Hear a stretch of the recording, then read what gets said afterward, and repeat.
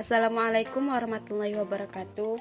Halo semuanya, perkenalkan kami dari kelompok 6 dengan anggota saya sendiri Rina dan teman-teman saya yakni Nur Nabila dan Indah Ayu Febrianti.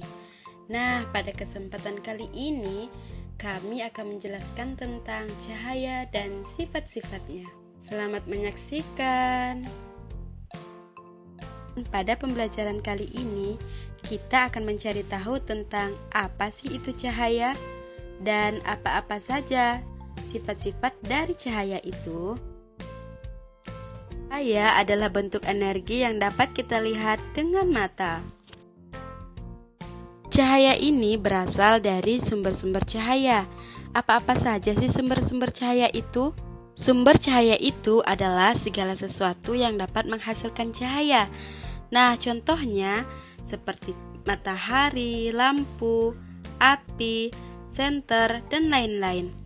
Matahari adalah sumber cahaya alami, sedangkan lampu, api, dan senter adalah sumber cahaya buatan. Materi berikutnya kita akan membahas tentang sifat-sifat dari cahaya.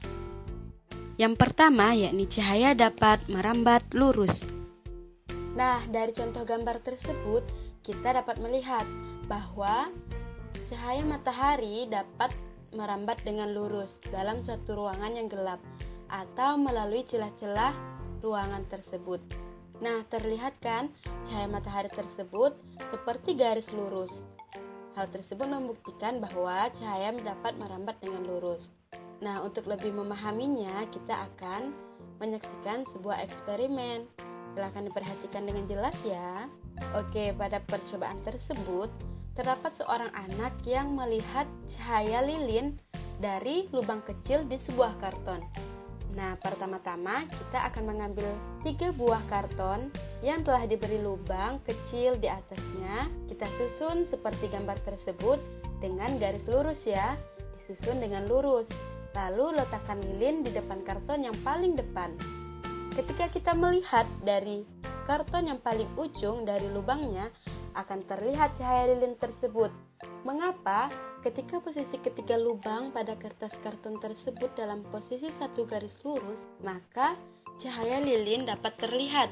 Namun, ketika posisi ketiga lubang pada kertas karton tersebut tidak dalam posisi garis lurus, maka cahaya lilin tidak dapat terlihat. Nah, dapat kita simpulkan bahwa cahaya merambat lurus menyebabkan terbentuknya bayangan dari benda yang terkena cahaya. Nah, dengan adanya percobaan ini dapat membuktikan bahwa benar bahwa salah satu sifat cahaya adalah merambat dengan lurus.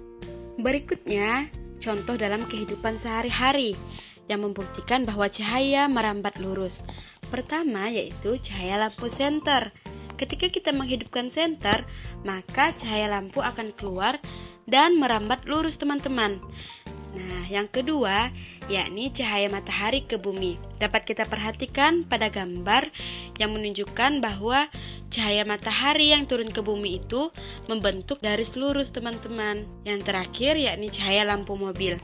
Ketika mobil tersebut mengeluarkan cahaya atau lampu mobil itu bercahaya, maka cahaya yang dihasilkan tersebut akan merambat dengan lurus atau berbentuk lurus seperti gambar tersebut. Nah, kemudian sifat cahaya yang kedua yakni cahaya dapat menembus benda bening. Ayo perhatikan contoh berikut ini. Nah, pada gambar tersebut terdapat sebuah senter yang telah dihidupkan. Kemudian letakkan gelas yang di dalamnya terdapat air bening di depan cahaya atau lampu senter tersebut. Maka akan terlihat dengan jelas bahwa lampu senter atau cahaya tersebut dapat menembus benda bening, yakni gelas tersebut. Nah, itu menandakan bahwa cahaya dapat menembus benda bening. Kemudian contoh yang kedua yakni jika kalian menghidupkan sebuah senter, kemudian mengarahkannya ke tembok dan memberinya gelas bening di tengah-tengahnya, maka akan terlihat jelas bahwasannya senter tersebut akan terlihat di tembok tersebut.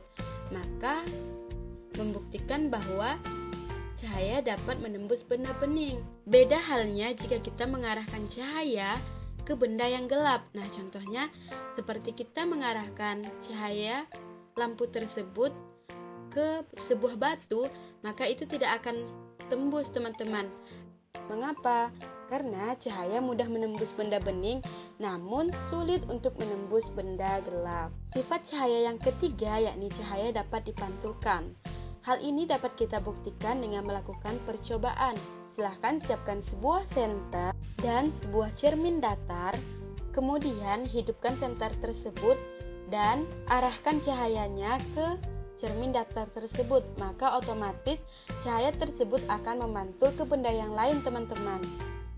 Nah, berdasarkan percobaan tersebut, kita bisa melihat benda karena benda tersebut memantulkan cahaya yang mengenainya. Jadi, ketika kita mengarahkan cahaya ke cermin, maka cahaya yang kita arahkan ke cermin tersebut akan memantul ke benda yang lain.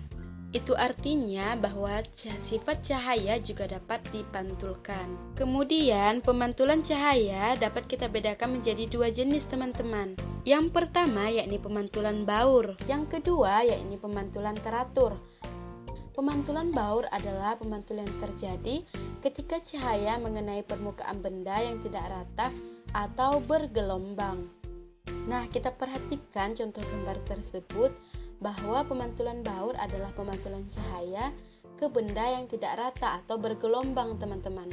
Pemantulan teratur terjadi ketika cahaya mengenai permukaan benda yang rata, licin, dan mengkilap seperti cermin. Nah, pemantulan teratur ini adalah pemantulan cahaya kepada benda yang permukaannya rata, licin, seperti contoh gambar tersebut, teman-teman. Nah, selanjutnya, sifat cahaya yang keempat yakni cahaya dapat dibiaskan.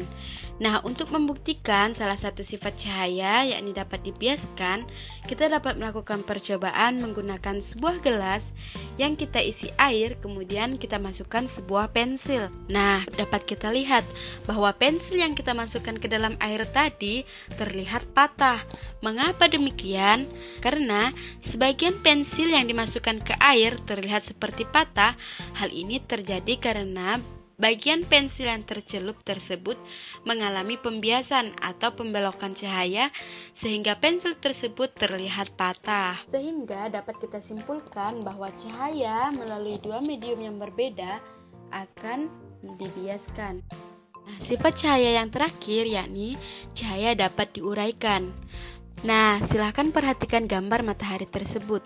Cahaya matahari yang terlihat putih sebenarnya perpaduan dari beberapa warna cahaya. Nah, perpaduan beberapa warna cahaya tersebut disebut dengan spektrum. Nah, spektrum warna tersebut terdiri dari warna merah, jingga, kuning, hijau, biru, nila, dan ungu.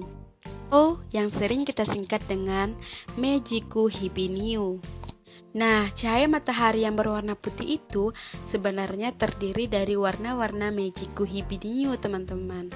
Kemudian, cahaya matahari tersebut dapat diuraikan oleh butir-butir air yang akan menyebabkan munculnya pelangi. Jadi, munculnya pelangi itu merupakan cahaya matahari yang putih tadi diuraikan oleh butir-butir air, teman-teman, sehingga terciptalah atau muncullah pelangi. Nah, sebagai contoh nyata cahaya dapat diuraikan, kita dapat menyaksikan contoh berikut ini, teman-teman. Yakni pada peristiwa ketika kita menyemprot tanaman di bawah terik atau sinar matahari, maka cahaya matahari tersebut akan dapat diuraikan oleh butir-butir air yang kita gunakan untuk menyemprot tanaman tadi, teman-teman. Maka nantinya akan menyebabkan muncullah warna-warna seperti yang digambar, teman-teman. Ini adalah cahaya matahari yang diuraikan oleh air tadi, sehingga menghasilkan warna merah, kuning, hijau, biru, nila, dan ungu, atau yang biasa kita singkat dengan Meiji-ku Hibiniu. Jadi, peristiwa ini dapat membuktikan bahwa cahaya yang putih tadi dapat diuraikan oleh air sehingga menghasilkan warna-warna atau spektrum warna. Nah, oke teman-teman, demikianlah penjelasan dari kelompok kami. Kurang dan lebihnya kami mohon maaf. Semoga dapat bermanfaat ya.